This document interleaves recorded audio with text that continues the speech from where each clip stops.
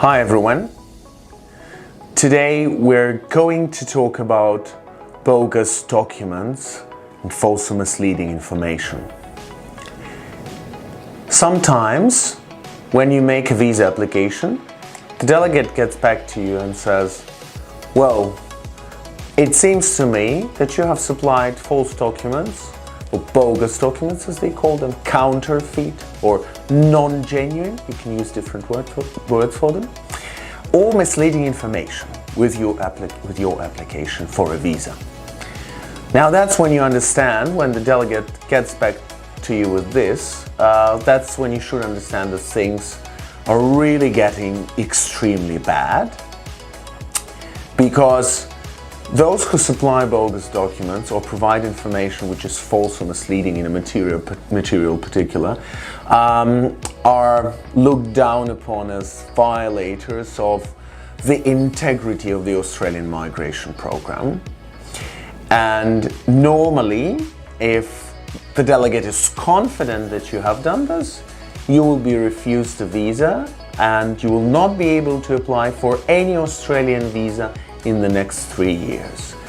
This is a serious punishment for people who have done the wrong thing and supplied false or misleading information or a bogus document. So what is false or misleading information? You've answered questions in Form 80 as part of your application incorrectly. You didn't tell the truth. You described things not as they were. In fact, you provided wrong information about your employment, made the wrong employment claims. And a bogus document, what is a bogus document? Bogus document is, in simple words, bogus document is a fake. Yeah? Fake diploma, fake degree, whether from your home country or from Australia, it doesn't really matter. Fake work reference, the one which is not genuine, the one which was not signed by your employer, the one which was signed by not someone who was authorized to sign this document, the one with a counterfeit stamp, a counterfeit signature, or if you were requested to send information that you were in paid employment, potentially some people might have supplied fraudulent superannuation record or fraudulent taxation document, fraudulent contributions to the pension fund documents which were not issued by the pension fund, were made elsewhere, or that were issued by the pension fund but then altered by someone. The Australian government has very good connections in embassies all over the world, and sometimes it's very easy for them to spot that a document is not genuine. Very easy to spot through officers of the High Commission of Australia in other countries. And again, if this has happened to you, this is called a natural justice letter, when the officer gets back to you and says, well, I think you've supplied a bogus document or you've supplied false information in your application. Please respond, and the officer gives the details of the document which is allegedly bogus or information which is allegedly false, and you're required to respond.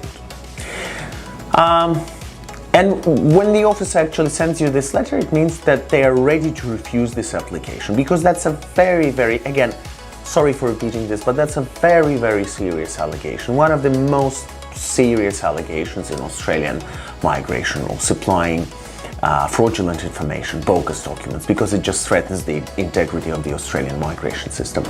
So when the officer gets back to you with this, they want to refuse. They're quite confident on refusing, but they want to give you, it's not that they want to, but according to the law, they must give you some natural justice.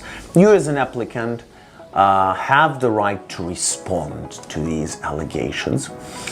And the key in this response is, are you as an applicant able to refute these allegations or this evidence that you have supplied as a bogus document, or not?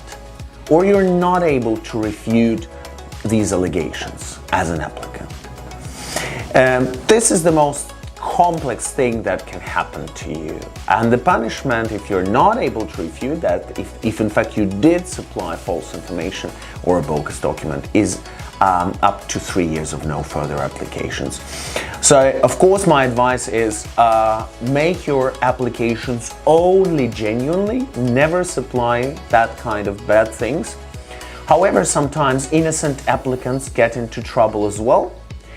And sometimes there are allegations of a person supplying bogus documents or misleading information, where applicants come to us and they explain us the situation, and we understand that an innocent mistake was made by the applicant that was misinterpreted by the case officer. So we always deal with such applicants. We never leave them fighting this problem on their own. If you are in such a situation, you have been sent natural justice letter. It usually says that we think you didn't meet the big 40-20 criterion, bogus documents, false or misleading information. You know that you're an innocent applicant, or perhaps you know that you did do something wrong, but there are compassionate and compelling circumstances why you did it. Then perhaps we may respond to the officer and have a successful outcome. Or if the officer misunderstood you, we might gather evidence that you have on your side that is corroborative of your account, that advocates for you, and refute the negative information, the adverse information about you that's available to the case officer.